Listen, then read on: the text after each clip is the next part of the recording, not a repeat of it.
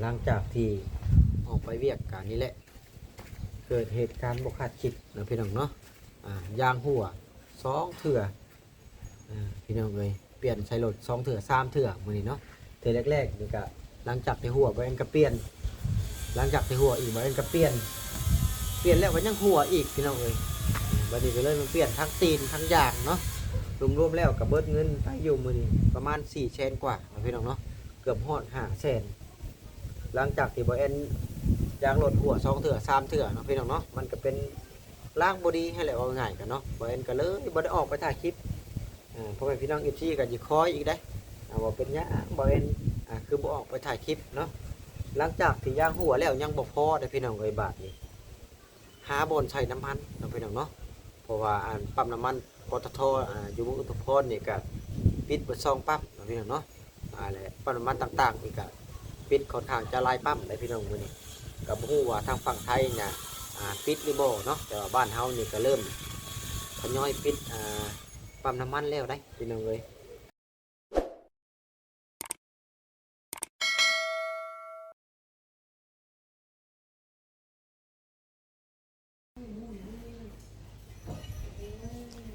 สบายดีสวัสดีพ่อแม่พี่น้อง FC เบิดสู่คนว่าจะเป็นฝั่งไทยฝั่งลาวหรือว่าจะเป็นทางต่างประเทศก็ยินดีต้อนรับเข้าสู่ช่อง YouTube เบาเอ็นสตูดิโอหรือว่า Facebook Fanpage เบาเอ็นอีกแล้วเอาพี่น้องก็เสริมเปิดภาพมาตอนนี้ก็จะเป็นบรรยากาศยามแรงๆนี่พี่น้องเอ้ยกับบรรยากาศอยู่เฮือนอยู่ซ่านเนาะพี่น้องเนาะที่แรกๆก็ว่าสิออกไปเวียกอะไรเนาะพอดีว่าออกไปเวียกกับพอดีว่ายางรถหัว2เถื่อพี่น้องเอ้ยเบิ่งน้ำกันพี่น้องใส่รถนี่นะนี่2เถื่อเปลี่ยนพอดีเสียเงินเสียคำพี่น้องเอ้ยนี่นะนี่เปลี่ยน2เถื่อพอดี3เถื่อเปลี่ยนพี่น้องเอ้ยมื้อนี้นะเถื่อที่3ก็เลยเปลี่ยนตีนรถเนาะพี่น้องเนาะหลังจากที่เสียเงินเสียคำลาย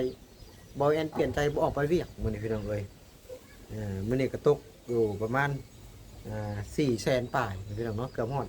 500,000เปลี่ยนใช้แต่ละบ่อนนี่ก็บ่ได้คือกันนะพี่น้องเอ้ยกำลังขับรถออกไปเวียกบัดว่ายางหัวแล้วมาเปลี่ยนแล้วหัวอีก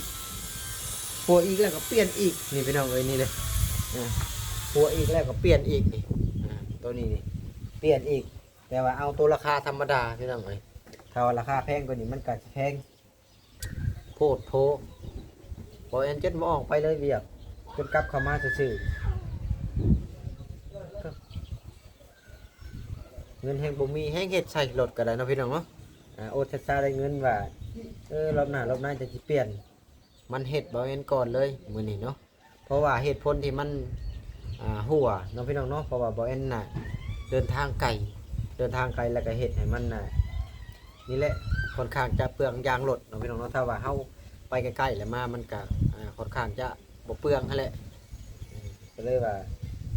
เสียเงินหลายเนาะพี่น้องเนาะบ่เอ็นก็เลยบ่ออกไปซ้ำเนาะพี่น้องเนาะบางทีออกไปพัดว่าห้อยยางหน้าหัวอีกเฮ็ดจังได๋เนาะพี่น้องเนาะยางหน้าก็จักเบิดกันยางหลังก็เบิดพอดีเป็น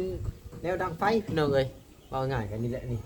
เอาเป็นดังไฟสมัยดังไฟนี่ตัวนี้น่ะบอเอ็นเปลี่ยนอยู่บนหนึ่ง70เนาะพี่น้องเนาะ70แต่ว่าบนนี้นะ50แต่ละล้านนี่จะเอาบ่คือกันเนาะพี่น้องเนาะเปลี่ยน2เลยกะมาเปลี่ยนพอดี3เถื่อบ่ง่ายกันเนาะ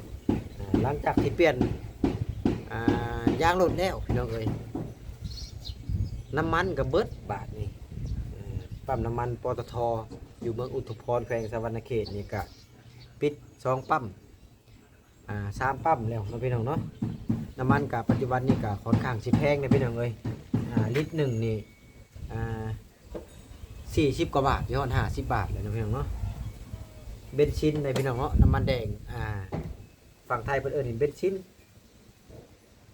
บ่เลยว่าดีเซลบ่แม่นก็ยังบ่มั่นใจเด้อพี่น้องเด้อถ้าว่าเว้าผิดก็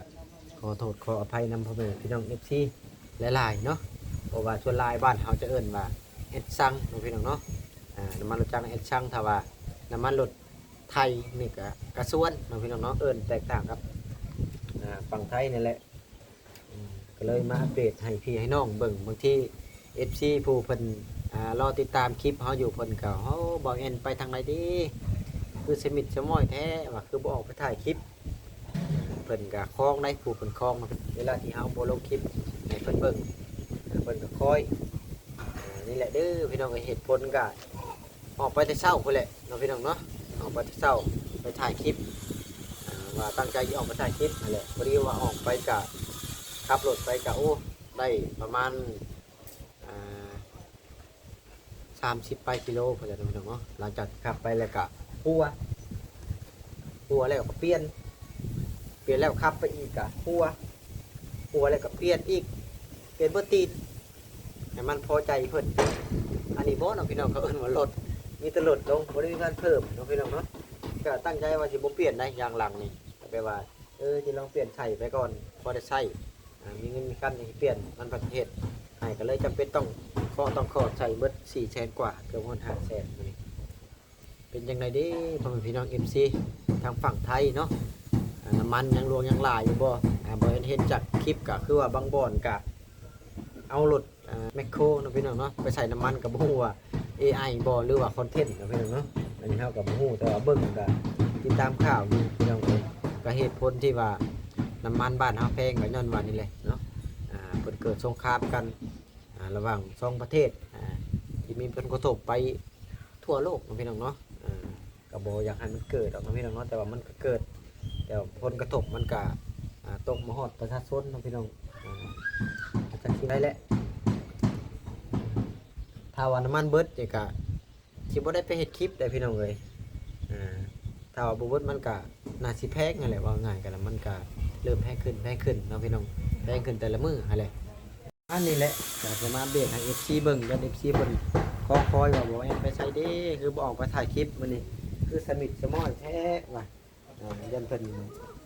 ถามด้วยว่าเพิ่นหาไปแบบบ่กล่าวเฮานะพี่น้องเอ้ยก็เหตุผลกันนี่แหละออกไปถ่ายคลิปแหละยางรถหัว3เทื่อเนาะพี่น้องเนาะก็เลยบ่ได้ออกไปกลับมาซื่อๆเนาะพี่น้องเนาะแฮงบ่มีเงินแฮงซ้ำแฮงเติมวิวก็แฮงบ่ขึ้นก็คิดว่าจังไดก็บ่ฮู้ว่าสิรอดบ่หรือว่าสิล่วงตัวนี้ก็ยังบ่ฮู้พี่น้องเนาะเอาจังไดก็ฝากพ่อแม่พี่น้อง FC เบิ่งสุขคนฝากเขาเป็นกำลังใจให้เด้อพี่น้องเอาสำหรับคลิปนี้ก็บ่มีหยังหลายพี่น้องการอัปเดตเรื่องราวต่างๆน้ำมันก็ค่อนข้างสิเบิดแล้วบ้านเฮาก็ได้ต่อไปนี้ก็น่าจะขึ้นกว่าเก่าเลยน้ำมันก็ต้องพี่น้องเนาะฉันก็ขอตัวลำลาพ่อแม่พี่น้อง FC ไปก่อนไว้พบกันคลิปหน้าคลิปในเด้อพี่น้องเอ้ยแล้วคลิปนี้ขอตัวจบคลิปก่อนสบายดีพี่น้องอยู่ดีมีแฮงเบิดสักครู่สู่คนไปก่อนพี่น้อง